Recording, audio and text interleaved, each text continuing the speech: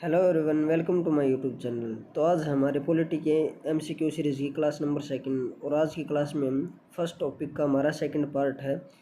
First part में हमने 25 तक क्वेश्चन किए थे और सेकंड पार्ट में हम 25 के बाद के क्वेश्चंस को करेंगे। तो आज का पहला क्वेश्चन है, भारतीय संविधान को किसने बनाया?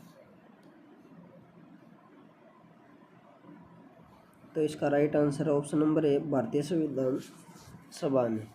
उसके बाद अगला क्वेश्चन है,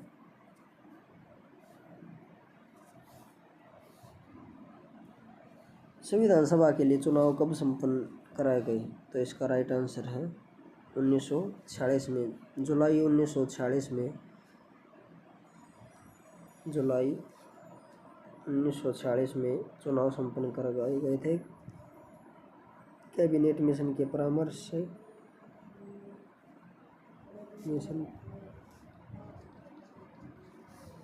और इसमें कांग्रेस को सबसे ज़्यादा सीटें प्राप्त हुई थी। कांग्रेस को 208 सीटें प्राप्त हुई थी और उसके बाद अंतरिम सरकार का गठन हुआ था। अंतरिम सरकार।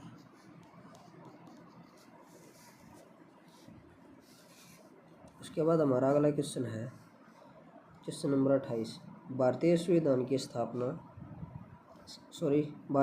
सभा की स्थापना कब की गई? तो इसका राइट आंसर है 9 दिसंबर 1946। 9 दिसंबर 1946 को संविधान सभा की पहली बैठक हुई थी, जिसमें सच्चिदानंद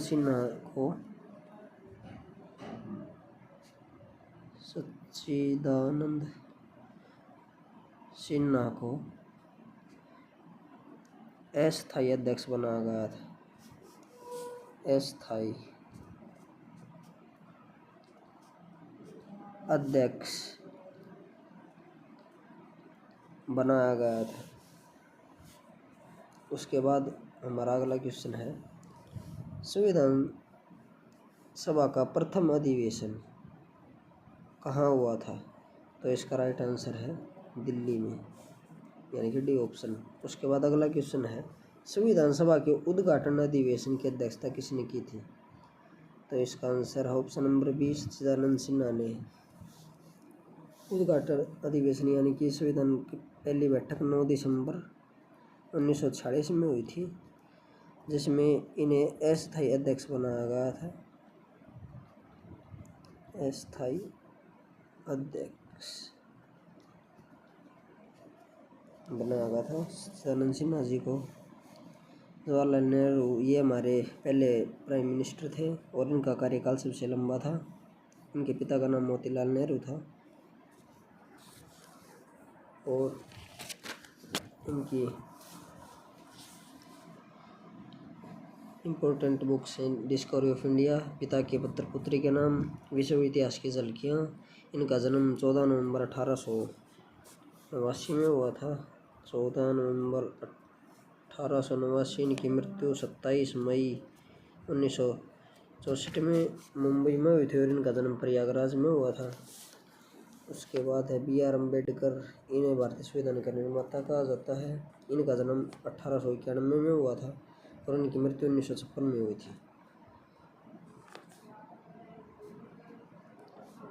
उसके बाद अगला क्वेश्चन है, संविधान सभा का पहला सत्र कब हुआ था? तो इसका राइट आंसर है 9 दिसंबर 1946, यानी कि सी ऑप्शन। और इसी में सच्चिदानंद सिन्हा जी को अस्थायी अध्यक्ष बनाया गया था। उसके बाद संविधान सभा के स्थायी अध्यक्ष कौन थे? तो इसका राइट आंसर है डॉक्टर राजेंद्र प्रसाद। 11 दिसंबर 1946 को संविधान सभा की दूसरी बैठक हुई। दूसरी बैठक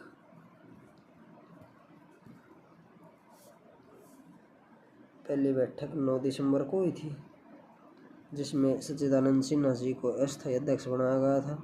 उसके बाद है हमारी दूसरी बैठक 11 दिसंबर 1946 को हुई, जिसमें डॉक्टर राजेंद्र प्रसाद को संविधान सभा का स्थायी अध्यक्ष बनाया गया। उसके बाद है संविधान सभा के संवैधानिक सलाहकार कौन थे? तो इसका right answer option number D, वेनेगल नरसिंह राव। उसके बाद है निम्नलिखित में से कौन सा विधानसभा का सदस्य नहीं था? तो इसका right answer option number C, ये सभी विधानसभा के सदस्य नहीं थे। K M Munshi, N Gopalaswami Ayyangar और टी कृष्णाचार्य ये सभी विधानसभा के अध्यक्ष थे। एच बेग विधानसभा के अध्यक्ष नहीं थे। उसके बाद अगला क्वेश्चन है, संविधान के विभिन्न पहलुओं के अध्ययन हेतु तो संविधान सभा ने कितनी समितियां नियुक्त की थी? तो इसका right answer option number C, 13 समितियां नियुक्त की थी। उसके बाद है, संविधान सभा के प्रारूप या मसौदा समिति की नियुक्ति कब की गई? तो इसका right answer option number C, 29 अगस्त 1947। प्रारूप समिति, इसी का दूसरा नाम है मसौदा समिति और इसी का अन्य नाम है ड्राफ्टिंग कमेटी। ड्राफ्टिंग कमेटी और इसी का दूसरा नाम है पांडुलेखन समिति। पांडुलेखन समिति।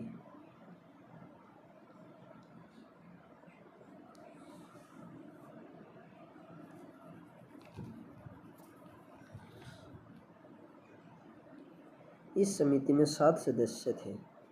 7 सदस्य थे और उनके नाम हैं, पहले थे भीमराव अम्बेडकर, BR अम्बेडकर, जो कि इस समिति के अध्यक्ष थे।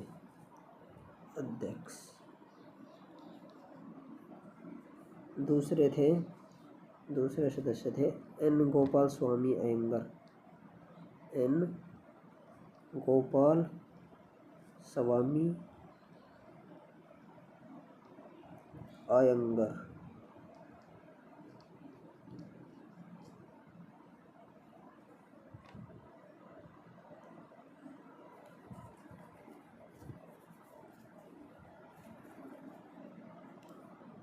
तीसरे अध्यक्ष थे अल्लादी कृष्णा स्वामी अय्यर। अल्लादी कृष्णा स्वामी अय्यर।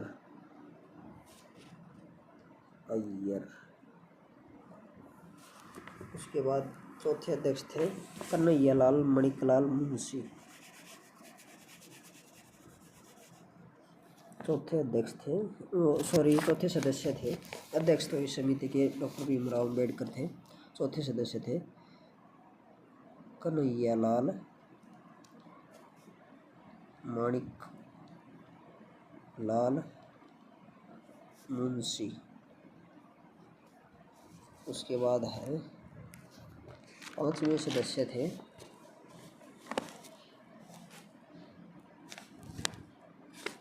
सदस्य थे सैयद मोहम्मद सादुल्ला। सैयद मोहम्मद सादुल्ला।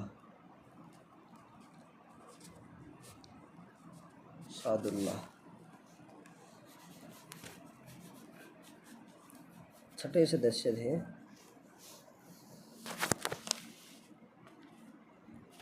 एन माधवराव।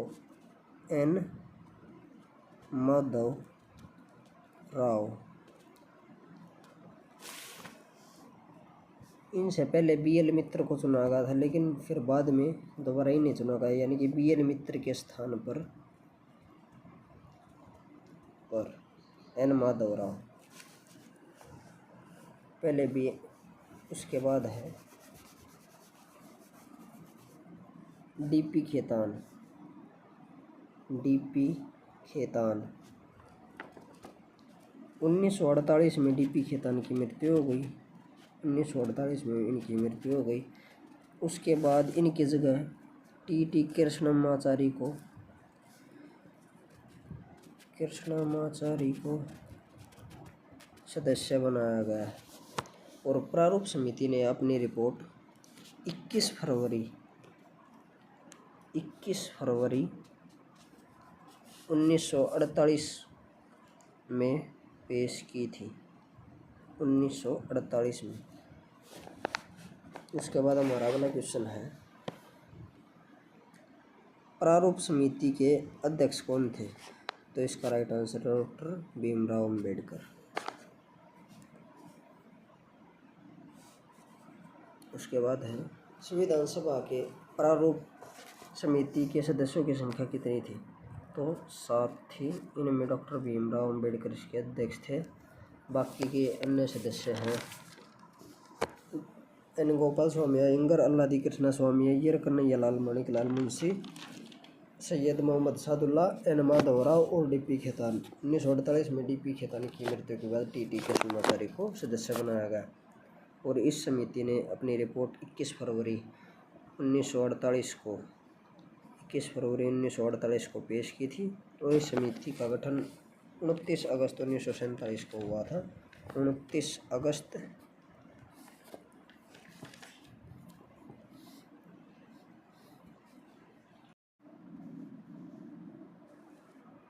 अगला क्वेश्चन हमारा क्वेश्चन नंबर 39, निम्न में से कौन भारतीय संविधान की प्रारूप समिति के सदस्य नहीं थे? तो गोपालाचार्य अयंगर ये सदस्य थे, अल्लादी कृष्णा स्वामी अय्यर ये भी सदस्य थे, भीमराव अंबेडकर भी सदस्य थे, ये इसके अध्यक्ष थे। तो इसका राइट आंसर है ऑप्शन नंबर डी, यानी कि डॉक्टर राजेंद्र प्रसाद प्रारूप समिति के अध्यक्ष नहीं थे। उसके बाद हमारा अगला क्वेश्चन है क्वेश्चन नंबर 40, निम्न में से कौन प्रारूप समिति का सदस्य नहीं था? तो इसका राइट आंसर है ऑप्शन नंबर ए,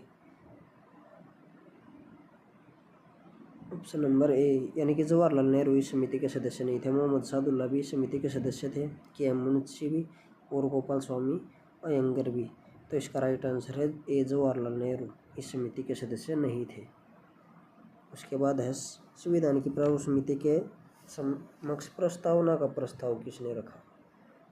तो प्रस्तावना का प्रस्ताव जवाहरलाल नेहरू ने रखा था। जवाहरलाल नेहरू ये हमारे पहले प्राइम मिनिस्टर थे। इनका कार्यकाल सबसे लंबा था। इनकी पुस्तक है डिस्कवरी ऑफ इंडिया, जो कि उन्होंने 1946 में की थी। अहमदनगर के किले में उस समय कैद थे। इनका जन्म 1889 में हुआ था, 14 नवंबर प्रयागराज में, और इनकी मृत्यु दिल्ली में हुई थी 27 मई 1964 में। उसके बाद है महात्मा गांधी। महात्मा गांधी का जन्म 2 अक्टूबर 1869 को पोरबंदर गुजरात में हुआ था। इनकी हत्या कर दी गई थी 30 जनवरी 1948 में नथुराम गोडसे के द्वारा। इनकी आत्मकथा का नाम है माई एक्सपेरिमेंट विद ट्रूथ। इनकी एक और फेमस बुक है जिसका नाम है हिंद स्वराज। और महात्मा गांधी के 4 पुत्र थे जिनके नाम हैं हरिलाल, मणिलाल, रामदास और देवदास। इनकी पत्नी का नाम कस्तूरबा गांधी था। इनकी माता का नाम पुतलीबाई था। उसके बाद अगला क्वेश्चन है, संविधान सभा में सभी निर्णय किस आधार पर लिए गए? तो इसका राइट आंसर है ऑप्शन नंबर डी, सहमति और समायोजन के आधार पर। उसके बाद हमारा अगला क्वेश्चन है, संविधान सभा में उद्देश्य प्रस्ताव किसने प्रस्तुत किए? तो इसका राइट आंसर है जवाहरलाल नेहरू, यानी कि सी ऑप्शन। सच्चिदानंद सिन्हा ये संविधान सभा में अस्थायी अध्यक्ष चुने गए थे। संविधान सभा अस्थायी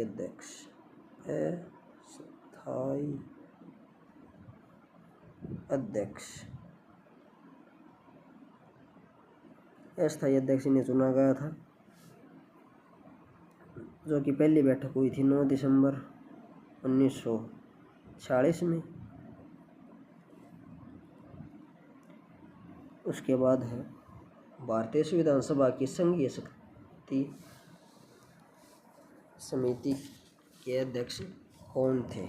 तो इसका राइट आंसर है option number D, Jawaharlal Nehru. उसके बाद है, भारतीय संविधान को किसने अपनाया गया? तो संविधान सभा द्वारा। उसके बाद है भारत को एक संविधान देने का प्रस्ताव संविधान सभा द्वारा पारित कब किया गया? तो इसका right answer option number B 22 जनवरी 1947 को। हमारा नेक्स्ट क्वेश्चन है संविधान निर्मात्री सभा में झंडा समिति के अध्यक्ष कौन थे? तो इसका राइट आंसर होगा डॉक्टर राजेंद्र प्रसाद। ये सभी ऑप्शन गलत है। डॉक्टर राजेंद्र प्रसाद।